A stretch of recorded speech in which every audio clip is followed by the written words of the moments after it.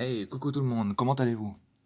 Eh bien aujourd'hui je vous propose de voir un petit peu la suite de l'histoire de ce magnifique Modern Warfare 2, le tout sur PS3.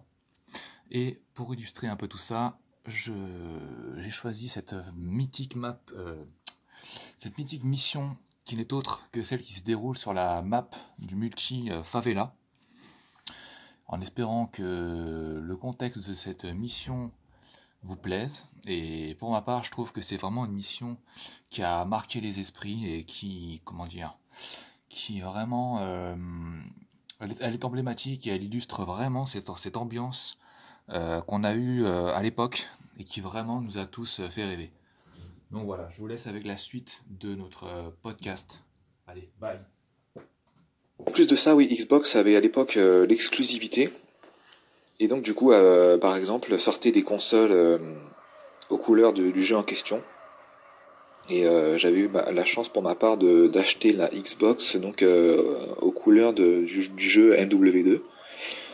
Euh, avec la boîte qui allait bien avec. Enfin, ouais, tout ça, c'était à l'époque, on va dire, on n'y prêtait pas plus que ça attention. Mais avec le recul, on se dit que c'est des objets presque, on va dire, un peu collector, hein, je crois qu'on peut le dire. Donc ouais, vraiment MW2, un sacré jeu, pareil. C'est un jeu où on a eu pour la première fois les comment dire les killcams de fin de partie. Euh, c'est un jeu où aussi est apparu pour la première fois, enfin sont apparus les couteaux de lancer qui ont donné lieu vraiment à pareil, des clips incroyables, enfin vraiment de couteaux de lancer très très agréables et très sympa à utiliser. Et puis des armes assez légendaires, hein, comme l'intervention pour ce qui est des snipers, le Space 12 qui était en arme secondaire qui plus est, le Space 12. Quand on y pense avec le recul, c'est assez étonnant. Et puis des maps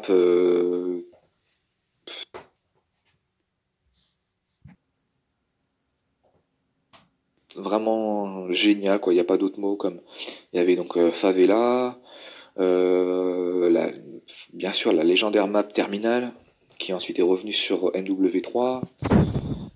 Et puis un peu après sur Infinite Warfare, bien sûr.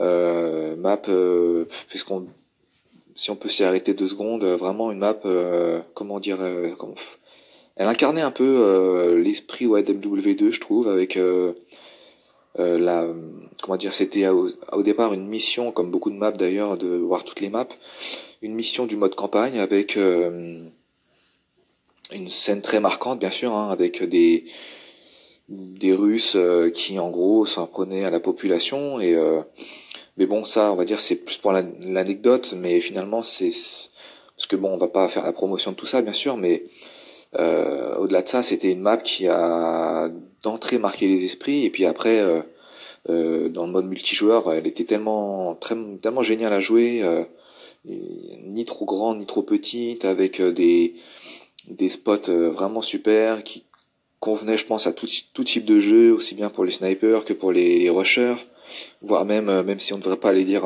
voire même pour les campeurs, même si bon, après il faut tout pour faire un monde, comme on dit, mais c'est vrai que même pour les campeurs, il y avait de quoi faire. Qu'est-ce qu'on pourrait dire, notamment quand on rentrait même quand on commençait la partie et qu'on franchissait les portiques, bah, étant armé jusqu'aux dents, forcément ça sonnait, ça bipait quoi, et c'est des petits détails comme ça, mais qui étaient ouais, vraiment, vraiment marquants et très sympas. Les petites musiques, enfin ouais, tout vraiment une map légendaire, on peut le dire. À l'opposé de ça, mais tout aussi mythique, il y avait la map Rust, qui était, on va dire, la petite map du jeu, sur lesquelles on pouvait faire aussi bien des parties en folie, on va dire, ou aussi bien des duels pour les snipers. Et puis, comme autre map encore, on pourrait parler de, bah, je sais plus, on va dire ouais, tout ce qui est scrapyard, enfin beaucoup de maps de toute façon qui étaient tout, on va dire dans l'ensemble très très agréable à jouer. Hein, je pense qu'il n'y a pas de problème. Voilà, donc ouais, MW2. Ah oui, comment on ne peut pas parler de la fameuse nuque, la bombe nucléaire, hein, avec les killstreaks d'ailleurs qui étaient associés. Bah pareil, les killstreaks personnalisables et comment dire, et étalés sur 25 kills, ce qui était la première fois, hein, parce qu'avant on avait le droit à seulement 3 killstreaks, et assez basique d'ailleurs, un avion de reconnaissance, un bombardement et un hélico.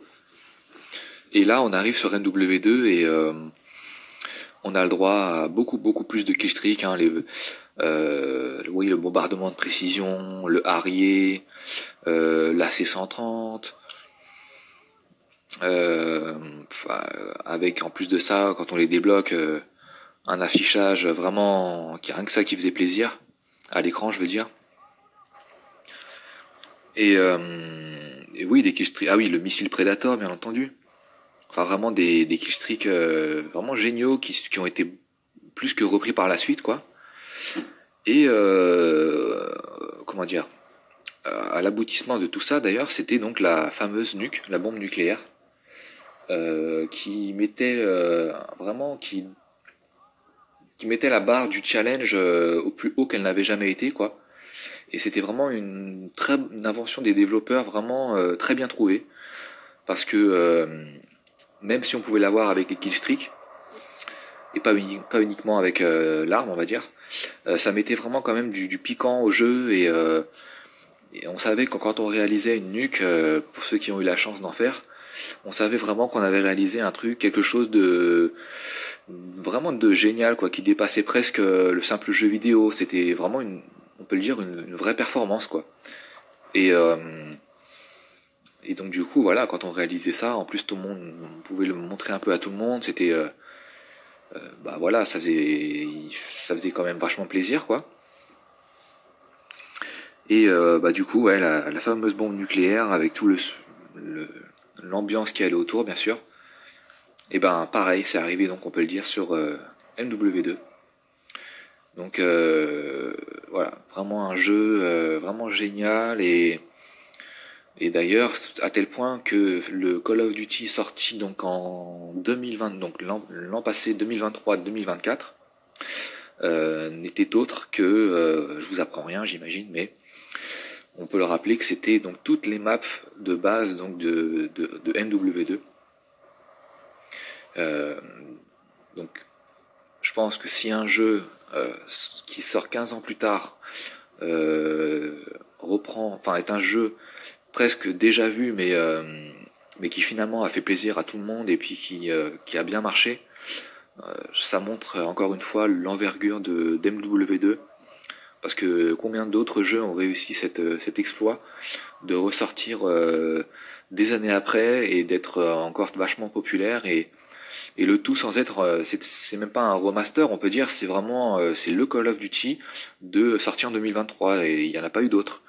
Donc, avec évidemment une patte un peu différente, hein, mais des maps toujours aussi appréciables. Et puis en plus de ça, comme c'est sorti 15 ans après, il y a forcément des personnes, des jeunes joueurs aujourd'hui qui n'étaient pas en âge de pouvoir y jouer à l'époque, puisque on va dire des personnes nées dans les années entre 2005 et 2010, voire même un peu après, enfin forcément après bien sûr, mais qui aujourd'hui donc n'ont pas pu y jouer à ce moment-là et qui peuvent y jouer à l'heure d'aujourd'hui. Donc tout ça, voilà, ça montre que je pense que vraiment le jeu vidéo, à partir de là, a pris vraiment une dimension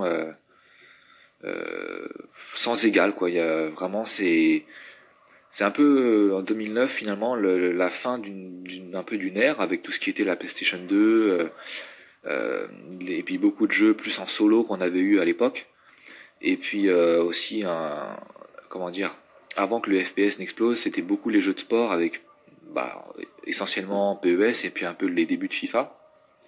Et puis là avec Modern Warfare 2 vraiment on concrétise enfin les développeurs concrétisent ce qui avait été commencé sur Call of Duty 4 et World at War.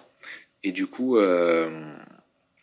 ils concrétisent tout ça et vraiment là c'est comment dire, ça fait presque découvrir, je pense, pour beaucoup, même ceux qui n'avaient pas trop goûté aux jeux vidéo, presque une nouvelle passion, qui est donc le jeu de tir, qui est le mode le fait de jouer en mode multijoueur. Puisque j'ai même pas parlé du mode campagne, mais il était bien sûr vraiment, vraiment super, c'est vraiment un mode campagne très prenant. Et donc voilà, 2009, on peut le dire que c'est un peu la fin d'une époque et le début d'une nouvelle, vraiment un passage de niveau quoi. On passe de des jeux un peu sur PS2, un peu en solo, avec des graphismes moyens, voire moyens plus, à des jeux en haute définition, avec du jeu en mode multijoueur vraiment génial, auquel tout le monde peut aller dessus et s'amuser, où on prend plaisir à faire face un peu à de la difficulté au départ, mais finalement c'est une difficulté qui a, comment dire, qui on l'accepte parce que finalement plus on progresse après dans le jeu et plus on prend vraiment du plaisir énorme à y jouer. Et ça, je pense qu'avant dans le jeu vidéo, enfin, quel autre jeu vidéo peut procurer des sensations aussi innovantes et appréciables, si ce n'est les jeux de foot. Et encore, c'est un peu différent, hein, parce que les jeux de foot, on maîtrise plus toute une équipe, et là, le FPS, on incarne un joueur, on va dire, et comme son nom l'indique, quoi. Et on peut vraiment être, si on arrive à être plus adroit que les autres, on peut faire des choses, on peut sortir du lot et on peut vraiment avoir des super sensations. Et vraiment pour ça, on peut dire merci, merci Infinity Ward, merci Modern Warfare 2.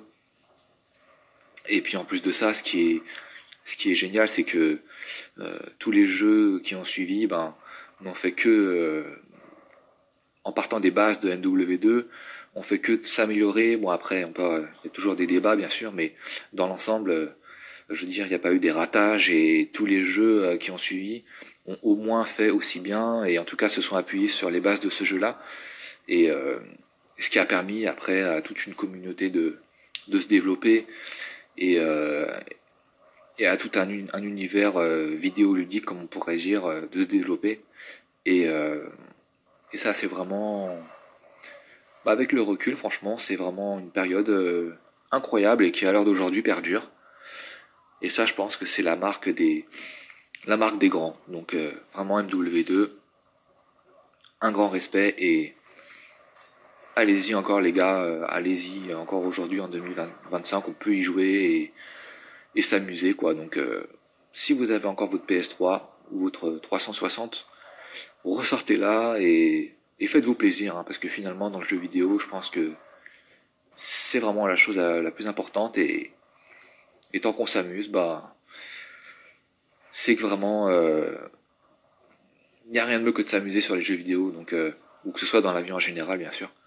Donc, faites-vous plaisir et n'oubliez pas que ces jeux-là, tant qu'il y a la passion, bah, ils resteront et ils perdureront. Voilà. Allez, bah, je vous dis à une prochaine et on parlera peut-être une prochaine fois des Call of Duty qui ont suivi et on verra si on peut faire revivre un peu toutes ces choses-là, toutes ces émotions en podcast. Salut à tous.